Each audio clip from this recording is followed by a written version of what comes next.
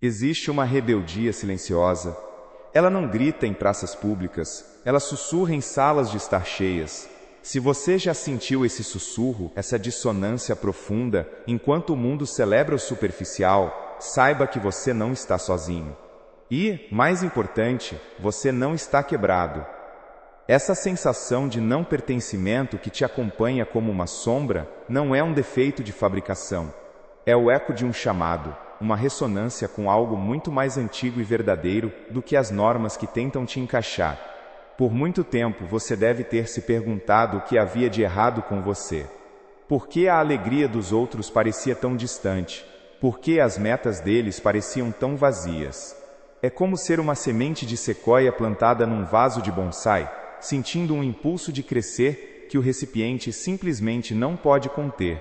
O mundo ao seu redor admira a arte da poda, a beleza da contenção, mas dentro de você há a memória de uma floresta. O que acontece quando a semente finalmente para de se culpar por ser grande demais para o vaso? Primeiro, vem a confusão, a fase da imitação. Você observa os outros. Você estuda seus rituais, suas conversas, seus sorrisos. Você tenta replicá-los, esperando que, em algum momento, a performance se torne realidade. Você se força a rir da piada que não teve graça, a concordar com a opinião que sua alma rejeita, a sonhar com a casa no subúrbio que te parece uma prisão elegante. Cada ato de conformidade é um pequeno corte, uma poda sutil nos seus galhos invisíveis. Você se torna um ator brilhante em uma peça que detesta, e o aplauso do público soa como um alarme de incêndio distante. Ninguém percebe o esforço, a energia que você gasta apenas para manter a máscara no lugar. Eles veem alguém funcional, talvez um pouco quieto, um pouco distante. Mas por dentro você está se esgotando, porque a integridade tem um peso energético. Traí-la, mesmo em pequenas doses diárias, consome a força vital. E aqui está a verdade que começa a emergir nesse cansaço. Sua alma não está interessada em sucesso, está interessada em verdade. Mas nesse ponto, a verdade ainda parece um inimigo. Então a culpa se intensifica. Você se convence de que é arrogante, julgador, incapaz de simplesmente ser feliz como todo mundo. Por que não posso apenas relaxar e aproveitar? Você se pergunta. Essa pergunta é uma armadilha. Ela assume que o banquete oferecido pelo mundo é nutritivo e que sua falta de apetite é o problema. Mas a semente da sequoia não pode se nutrir com a ração para bonsais. Não é uma questão de preferência, é uma questão de natureza. Aqui é onde muitos buscam conserto. Terapia, livros de autoajuda, retiros espirituais que prometem te abrir para a alegria. E embora essas ferramentas possam ser úteis, elas muitas vezes são usadas com a premissa errada: consertar o que não está quebrado. É como levar um peixe a um terapeuta para curar sua incapacidade de respirar em terra. A sabedoria antiga já entendia isso. As tradições místicas de todo o mundo falam do chamado do deserto, o período em que o indivíduo deve se afastar da vila para encontrar a si mesmo. Não porque a vila seja má, mas porque o barulho dela abafa a voz interior. No seu mundo hoje, o deserto pode ser o seu próprio quarto, o silêncio no seu carro, os momentos antes de dormir. É nesses espaços que a sua verdade insiste em ser ouvida. E aqui é onde a rebeldia começa a mudar de forma. Ela deixa de ser uma angústia passiva e se torna uma pergunta ativa. O que é real para mim? Essa pergunta é o início do fim da performance. A máscara começa a rachar. Não de forma dramática, mas em pequenas recusas. Você recusa o convite para a festa que drenaria sua alma. Você fica em silêncio quando todos esperam que você concorde. Você começa a dizer não, sem dar longas desculpas. E isso assusta as pessoas. Assusta porque a sua autenticidade ilumina a performance delas. Quando uma pessoa para de fingir em uma sala, todos os outros atores se tornam dolorosamente conscientes de seus próprios roteiros. Eles podem te chamar de egoísta, de estranho, de difícil. Entenda, isso não é um ataque pessoal. É o sistema imunológico da conformidade reagindo a um corpo estranho. A sabedoria de Jesus foi recebida com desconfiança em sua própria terra. Eles preferiam o filho do carpinteiro, a identidade que conheciam e podiam categorizar. Sua família, seus amigos, seu círculo social, preferem a versão de você que eles entendem. A sua expansão os força a reavaliar as próprias fronteiras, e isso é desconfortável. Mas preste atenção no que acontece em você quando você honra um não verdadeiro. Há uma onda de paz, uma calma, é o seu sistema nervoso agradecendo por você finalmente ter parado de mentir para si mesmo. E aqui está o ponto crucial, a transição mais importante. A sua recusa em pertencer não é um movimento de afastamento do mundo, mas um movimento de aproximação de si mesmo. Por um tempo pode parecer solidão. O espaço antes preenchido por interações vazias agora ecoa com silêncio. E nesse silêncio, o medo pode surgir. O medo de ficar para sempre sozinho, de ser um pária. Este é o último teste do deserto. É aqui que você descobre a diferença entre solidão e solitude. Solidão é a dor da ausência dos outros. Solitude é a paz da presença de si mesmo. A semente, ao rachar o vaso de bonsai, não morre de solidão. Ela finalmente toca a terra de verdade, a terra que estava sob o vaso o tempo todo. Ela começa a fincar raízes, não para fora, mas para dentro. Você começa a encontrar alegria em coisas simples que são verdadeiras para você. Uma música, um livro, uma caminhada na natureza, uma conversa profunda com uma única pessoa que te vê de verdade. A necessidade de validação externa começa a diminuir, substituída por um senso de autoridade interna. Você para de procurar o seu reflexo nos olhos dos outros e começa a se sentir a partir do seu próprio centro. E aqui está o que acontece em seguida. A sua energia muda. Ao parar de gastar força vital para manter uma fachada, essa energia se acumula, ela se torna um campo magnético. E como um imã, ela começa a atrair o que é ressonante com ela. Você não precisa mais procurar sua tribo. Sua tribo te encontra. Outras sequoias que também quebraram seus vasos. As conexões que surgem agora não são baseadas em conveniência social, interesses superficiais ou história compartilhada. Elas são baseadas em reconhecimento de alma. Em um olhar, você sabe.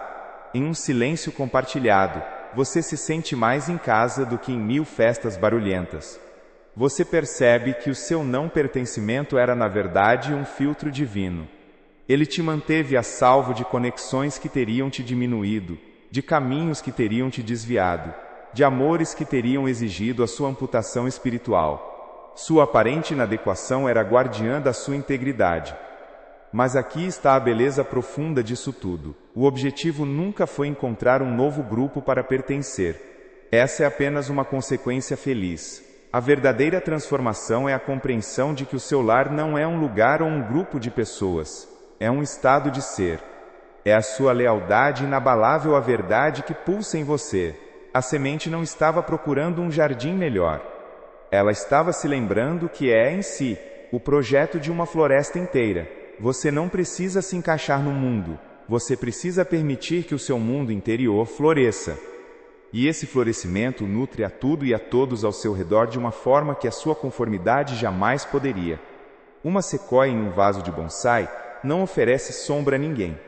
Uma sequoia em seu pleno poder se torna um ecossistema, um lar para inúmeras formas de vida.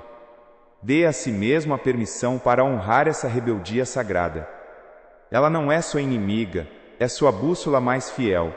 Ela não aponta para o isolamento, mas para a integração em um nível que transcende o social. É a sua alma dizendo aqui, este é o caminho. Quando a sensação de não pertencimento surgir novamente, não a veja como uma falha. Acolha-a como um lembrete. Um lembrete de que você é leal a algo maior. Você não foi feito para caber. Você foi feito para criar espaço. A sua lealdade não é a uma tribo, mas a própria vida que pulsa através de você, e essa vida não precisa de permissão para ser imensa. Você já sentiu? Aquele não silencioso. Enquanto o mundo inteiro diz sim. Se essa dissonância é a sua companheira mais antiga, você não está sozinho. E, mais importante, você não está quebrado. Essa sensação de não pertencimento que te acompanha como uma sombra não é um defeito de fabricação. É o eco de um chamado, uma ressonância com algo muito mais antigo e verdadeiro do que as normas que tentam te encaixar. Por muito tempo, você deve ter se perguntado o que havia de errado com você, por que a alegria dos outros parecia tão distante, por que as metas deles pareciam tão vazias. É como ser uma semente de sequoia plantada por engano num jardim de bonsais. O mundo ao seu redor admira a arte da poda, a beleza da contenção. Mas dentro de você há a memória de uma floresta. Você tentou se encaixar. Você tentou se podar para caber no espaço que lhe foi dado, acreditando que a falha estava no seu tamanho, e não no tamanho do mundo que te ofereceram. Mas a verdade é que uma alma não pode ser contida para sempre. Ela racha qualquer recipiente que a aprisione. E é aqui que a sua verdadeira jornada começa. O que acontece quando a semente para de lutar contra a própria natureza? O que acontece quando ela finalmente entende que o problema nunca foi o seu potencial de ser imensa, mas a pequenez do jardim? Primeiro vem a confusão. A fase da imitação. Você observa os outros. Você estuda seus rituais, suas conversas, seus sorrisos. Você tenta replicá-los, esperando que, em algum momento, a performance se torne realidade. Você se força a rir da piada que não teve graça, a concordar com a opinião que sua alma rejeita, a sonhar com a casa no subúrbio que te parece uma prisão elegante. Cada ato de conformidade é um pequeno corte, uma poda sutil nos seus galhos invisíveis. Você se torna um ator brilhante em uma peça que detesta, e o aplauso do público soa como um alarme de incêndio distante. Ninguém percebe o esforço, a energia que você gasta apenas para manter a máscara no lugar. Eles veem alguém funcional, talvez um pouco quieto, um pouco distante. Mas por dentro você está se esgotando, porque a integridade tem um peso energético. Traí-la, mesmo em pequenas doses diárias, consome a força vital. E aqui está a verdade que começa a emergir nesse cansaço. Sua alma não está interessada em sucesso, está interessada em verdade. Mas nesse ponto a verdade ainda parece um inimigo. Então a culpa se intensifica. Você se convence de que é arrogante, julgador, incapaz de simplesmente ser feliz como todo mundo. Por que não posso apenas relaxar e aproveitar? Você se pergunta. Essa pergunta é uma armadilha. Ela assume que o banquete oferecido pelo mundo é nutritivo e que sua falta de apetite é o problema. Mas a semente da sequoia não pode se nutrir com a ração para bonsais. Não é uma questão de preferência, é uma questão de natureza. Lembro-me de uma mulher que conheci. Ela tinha tudo o que a cultura dizia que importava: um cargo de prestígio, um casamento estável, uma vida social ativa. Mas seus olhos estavam vazios. Ela passava os domingos com uma ansiedade inexplicável, uma tristeza que nenhuma compra ou viagem conseguia curar. Ela se culpou por anos, acreditando ser ingrata. O que ela não via era que sua alma estava simplesmente faminta, tentando sobreviver com uma dieta de validação externa e metas que não eram suas. Sua tristeza não era um defeito, era um protesto. Agora observe o que acontece aqui. É nesse ponto que muitos buscam conserto. Terapia, livros de autoajuda, retiros espirituais que prometem te abrir para a alegria. E embora essas ferramentas possam ser úteis, elas muitas vezes são usadas com a premissa errada: consertar o que não está quebrado. É como levar um peixe a um terapeuta para curar sua incapacidade de respirar em terra. A sabedoria antiga já entendia isso. As tradições místicas de todo o mundo falam do chamado do deserto, o período em que o indivíduo deve se afastar da vila para encontrar a si mesmo. Não porque a vila seja má, mas porque o barulho dela abafa a voz interior. No seu mundo, hoje, o deserto pode ser o seu próprio quarto, o silêncio no seu carro, os momentos antes de dormir. É nesses espaços que a sua verdade insiste em ser ouvida. E é aqui que a rebeldia começa a mudar de forma. Ela deixa de ser uma angústia passiva e se torna uma pergunta ativa: o que é real para mim?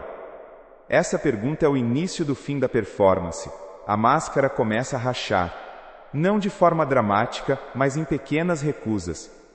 Você recusa o convite para a festa que drenaria sua alma. Você fica em silêncio quando todos esperam que você concorde. Você começa a dizer não, sem dar longas desculpas. E isso assusta as pessoas. Assusta porque a sua autenticidade ilumina a performance delas.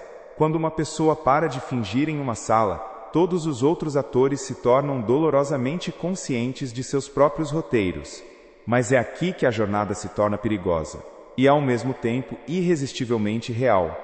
Eles vão te chamar de egoísta, de estranho, de difícil. Entenda, isso não é um ataque pessoal. É o sistema imunológico da conformidade reagindo a um corpo estranho. A sabedoria de Jesus foi recebida com desconfiança em sua própria terra. Eles preferiam o filho do carpinteiro, a identidade que conheciam e podiam categorizar. Sua família, seus amigos, seu círculo social, preferem a versão de você que eles entendem. A sua expansão os força a reavaliar as próprias fronteiras, e isso é desconfortável. Eles não estão te atacando.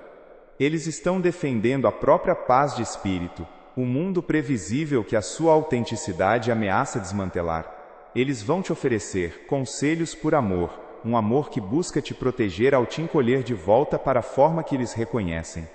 Eles dirão que você está se isolando, que está perdendo oportunidades, que está pensando demais. E por um tempo, a voz deles vai ecoar tão alto que você vai acreditar. Mas preste atenção no que acontece em você quando você honra um não verdadeiro. Há uma onda de paz, uma calma. É o seu sistema nervoso agradecendo por você finalmente ter parado de mentir para si mesmo. Mas aqui é onde a verdadeira batalha começa. Ela não é travada com os outros. Ela é travada dentro de você. Porque existe um fantasma que vive aí dentro. O fantasma de quem você costumava ser. E esse fantasma conhece todas as suas fraquezas. Ele usará a sua própria lógica contra você. Ele vai sussurrar as mesmas preocupações que seus amigos expressam, mas com a sua própria voz, tornando-as infinitamente mais convincentes. Você está sendo radical demais. Você vai acabar sozinho. Isso é apenas uma fase, você vai se arrepender. Essa voz interna é o guardião do seu antigo eu, o carcereiro da sua zona de conforto. E ela é implacável.